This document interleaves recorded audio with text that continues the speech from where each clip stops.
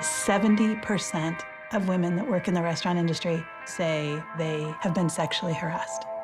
70%, like that's far higher than any other industry.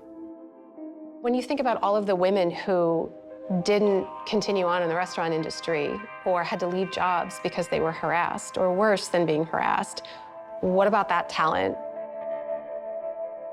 This behavior may seem benign or like not a big deal, but it haunts people for the rest of their lives. Even if it was just verbal harassment and you need to leave a job because of it, that messes up your life. By no means is the Spotted Pig unique. By no means are the restaurants associated with Marriott Batali unique. The reality is that it happens every day.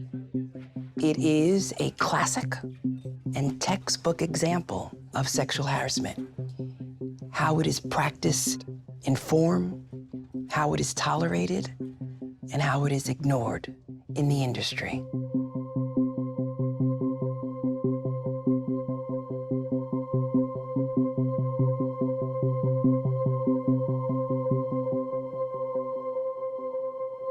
The New York State Attorney General, Letitia James, said, we're very interested in picking up this case so that we could fight for workers' rights in New York State. We asked, do we have to hire lawyers? And they were like, no, we are going to pursue this on our own, whether you're involved or not.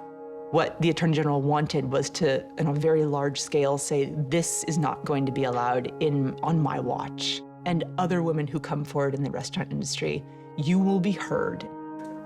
They endured retaliation, they endured harassment, discrimination, intimidation, in a very hostile work environment. Our investigation into the Spotted Pig, into B&B, hospitality, a lot of individuals believe that it had a lot to do with sex. And the reality is that sexual harassment has nothing to do with sex and more to do with the power dynamics. I am the supervisor, I am the boss, I am the individual with power. Therefore, if you want to maintain and/or keep your job, then you must consent. You must give in to my demands. Most people in our circumstance never get justice. I hope that the ripples felt throughout our industry and others is that people stop getting sexually assaulted and sexually harassed in the workplace by people in position of power. It's really that simple. It was kind of like, oh, it's finally over. We're done. We can put this in the past. Today, we are announcing a settlement, awarding $240,000 plus a 10-year profit-sharing arrangement for 11 former employees.